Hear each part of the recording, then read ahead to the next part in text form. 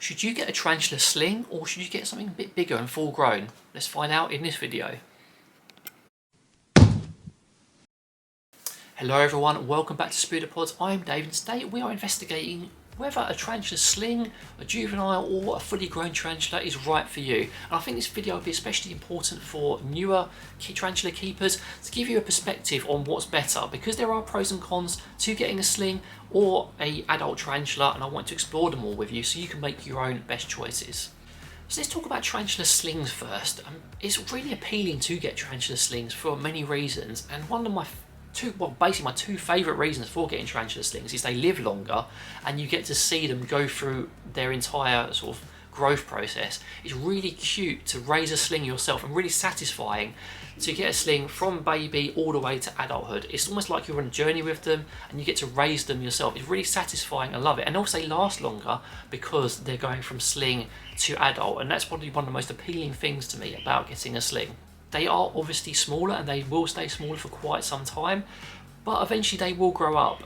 And one of the problems with that is initially they're really easy to have and in these very small enclosures, but you're going to have to rehouse them, and if you're very experienced, that is going to be a hassle for you. We're quite experienced a bit, but we still get nervous about it. I think every tarantula keeper gets nervous about rehousings.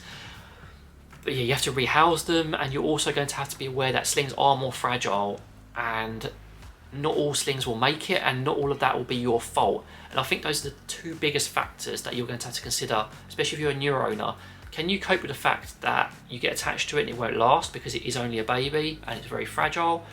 Can you deal with the rehousings? If you're a bit hesitant about handling, you're going to have to be prepared for that as well. So do keep those in mind, because those things may dissuade you from getting a sling.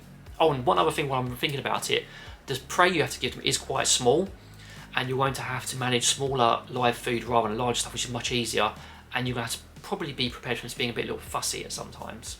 And while you record, you obviously think of other reasons. Slings tend to be a lot more reclusive. Some slings aren't like this, but most slings will be more reclusive. You will not see them a lot. They won't be on display, so you're going to have pet dirt for quite some time. Now, it is very satisfying when they do come out, and it will vary by species, but slings naturally are going to hide more. So let's talk about full-grown tarantulas. These are really appealing for a lot of people. A lot of people like to get their tarantulas full-grown, and there are, again, pros and cons. One of the greatest pros for it is most of the time you get a full-grown one, depending on its species, it's going to be on display, and it's going to stay on display.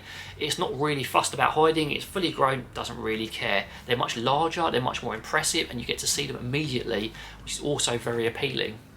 They're generally much more impressive looking, and that's kind of cool. Also, when you get a full-grown tarantula, they're generally past their dangerous time. When they're a sling, they're a lot more fragile. When you get something that's near adulthood or adulthood, that dangerous time is past, and you don't really have to worry about all those little factors that may impact your sling.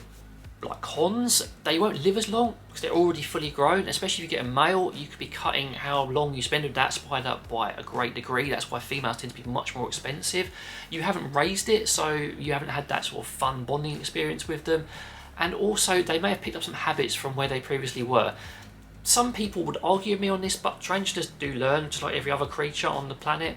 So they may have some bad habits from their previous place, which may make them a little bit more aggy with you, or a little bit fussy, or a bit more reclusive. So these are things you have to keep in mind with it too. You may ask, what about juveniles? Well, I think juveniles or sub-adults are kind of a sweet spot. You kind of get the advantages of both, and you avoid most of the disadvantages of both. They're grown on, so a little bit less fragile. You'll generally get to see them a little bit more. They'll still last a while. They're a little bit more manageable size-wise until you get used to them and set up. They haven't learned all those bad habits between molts. You still have to deal with obviously the molting danger and stuff. They will eat larger prey.